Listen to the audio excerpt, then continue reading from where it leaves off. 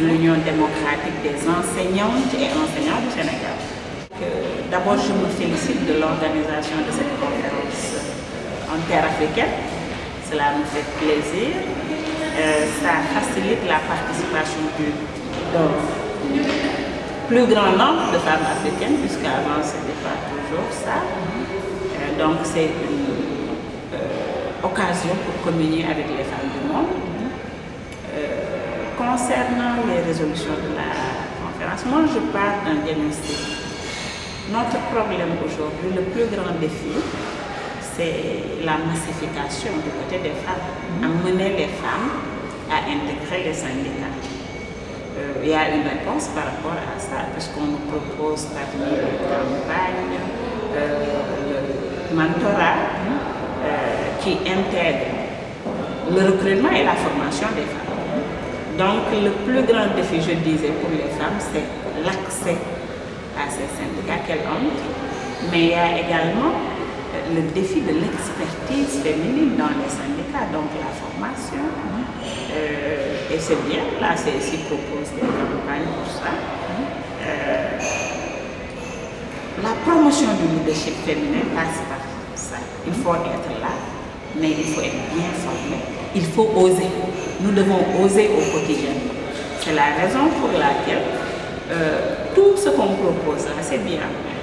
Mais l'essentiel, c'est de mettre en place un bon dispositif de suivi pour voir si les syndicats vont en réalité travailler autour de ces grands défis-là. Puisque le plus souvent, les affiliés de la CSI sont d'accord par rapport à la participation, mais en fait ne font rien, puisque, disons, la culture patriarcale est là, au niveau de l'Afrique. Les hommes sont là, tout puissants. Ils peuvent, du point de vue des déclarations de principe, souhaiter la promotion des femmes, souhaiter la promotion du leadership féminin, mais en fait, ils ne vont rien faire pour qu'on ait des résultats.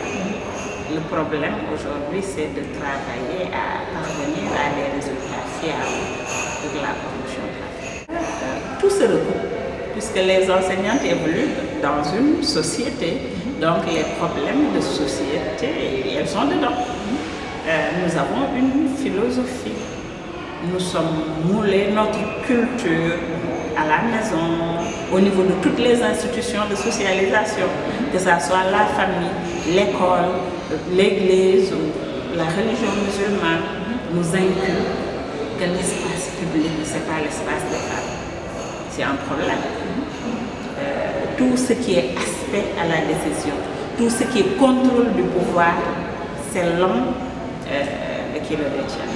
C'est la raison pour laquelle dans le secteur de l'éducation également, c'est le même problème. Donc le grand défi ici, c'est le défi de la formation, de la professionnalisation des enseignants.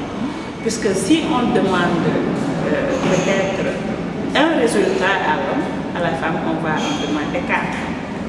Notre plus grand défi, c'est le défi de la professionnalisation de la formation. Mais nous devons également nous réseauter à l'échelle nationale pour travailler à la promotion de l'éducation également des filles. Puisque au niveau de la main-d'œuvre, y compris les enseignants, c'est puisé dans la masse scolarisée.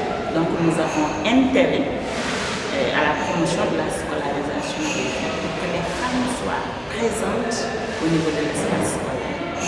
Nous avons des atouts. C'est là que nous pouvons nous occuper et comprendre les filles. Et il y a également le défi de la qualité, puisque nous sommes en Afrique, l'éducation de qualité.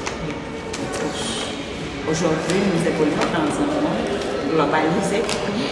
L'enseignement ne saurait être tropicalisé. Il n'y a pas de curriculum pour l'Afrique et un autre curriculum pour l'Europe. Donc le défi de la qualité, des curricula intégrant le développement de notre Afrique, c'est un défi